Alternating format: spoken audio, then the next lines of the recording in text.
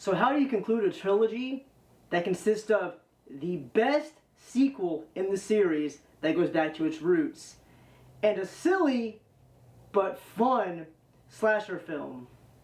You make one of the most disappointing horror films of all time. This is what concluded the trilogy? Are you serious? So this installment, once again directed by David Gordan Green, is the third and final film in the new Halloween trilogy. And boy, did it go out with a whimper.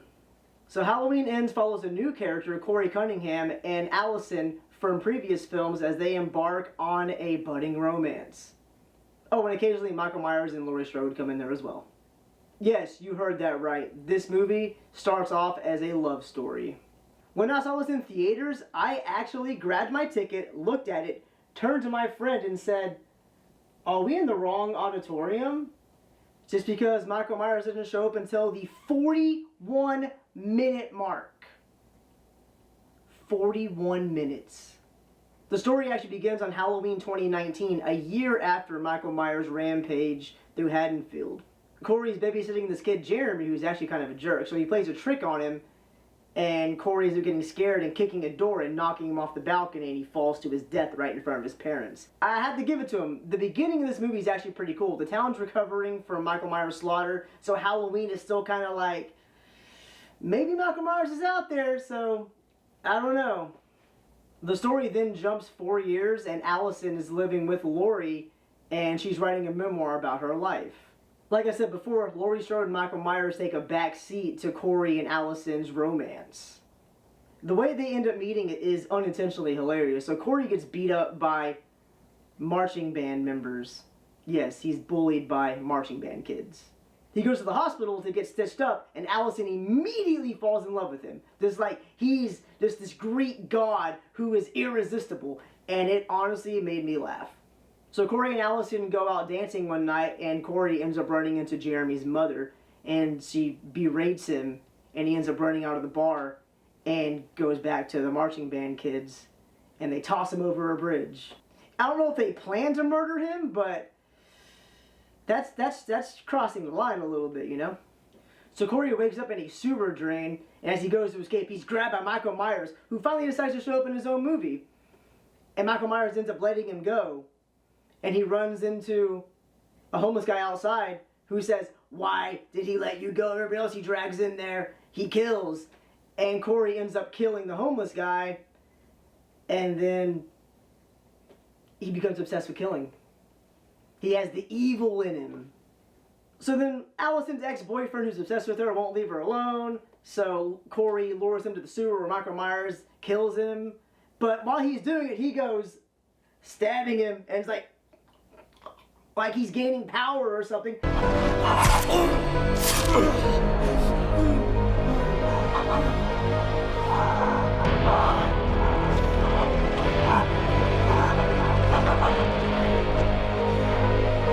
But the homeless guy just said that he drags people down there to kill them. How is he drained of power if he's killing people? It's stupid. What were the writers thinking? Are they dumb? So then Corey teams up with Michael Myers to kill people. Since when does Michael Myers need a partner like Batman to murder people? It just, I don't even know. And after this whole Michael Myers, Corey Cunningham team up murder spree, Laurie finds Corey sleeping in the spot where Jeremy died and says, "Hey, you can't date Allison anymore because you're evil. I can see it. I've seen evil before, and you're that." So he goes to the sewer where Michael Myers is, and this kid that got beat up by marching band kids beats up Michael Myers, takes his mask, and assumes his identity, and starts murdering people. He kills a DJ in a pretty cool way. He kills the marching band kids, his mother, and father. And then he goes to Laurie's house, and Laurie fakes a suicide, and she ends up shooting Corey. And then here comes Michael Myers, maskless, walking through the streets. Kills Corey, takes his mask back. Oh boy, here's what we were all waiting for, the final Laurie Strode and Michael Myers confrontation, which would have never happened if Corey didn't go to Laurie Strode's house. Because earlier in the film, Michael Myers looks at Laurie from a distance and walks away. So Laurie Strode and Michael Myers have their final confrontation in Laurie's kitchen, where Michael Myers ends up getting pinned to the counter with knives and gets his wrist and throat slit. And now he's dead. Michael Myers is completely dead. The cops show up, and Laurie and Allison decide that's not good enough. We need to show the whole town that Michael Myers is going to be dead forever. So they take him to the junkyard and throw his body in an industrial shredder. After there's no chance of Michael Myers ever coming back, Allison decides to leave Haddonfield to live happily ever after, even though she's going to need a lot of therapy from what she's been through the last few years. And Laurie and Frank Hawkins develop a relationship. And the last shot is Michael Myers' mask on a table. So what do I think about Halloween Ends? Let's see. It is one of the most disappointing conclusions to a trilogy that I have ever seen. I was insulted as a Halloween fan. It's up there with Halloween Resurrection and Halloween The Curse of Michael Myers with how bad it is. Except those two movies actually have Michael Myers as the central character. It's like David Gordan Green watched Friday the 13th Part 5, which isn't very good, and said, hey, let's do that, but with Michael Myers. A few positives I can say about the movie are the kills are okay, and they tried to do something different, but it wasn't executed well at all.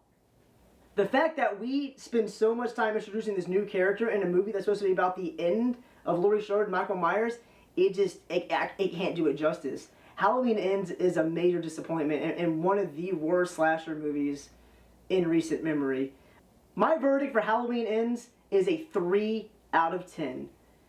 This was not a satisfying conclusion to this trilogy, which was actually pretty entertaining up until this film.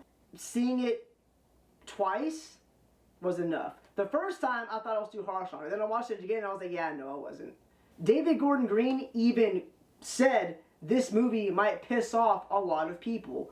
And boy, was he correct. I don't think I know anybody who likes this movie. Maybe a few defenders, but it's not good. It is a massive disappointment in an otherwise pretty okay trilogy. Miramax has picked up the rights to make a Halloween TV series, and that's where the future of Michael Myers is going to be. Hopefully, they do the character justice, and they make something that's stellar. Here's to hoping.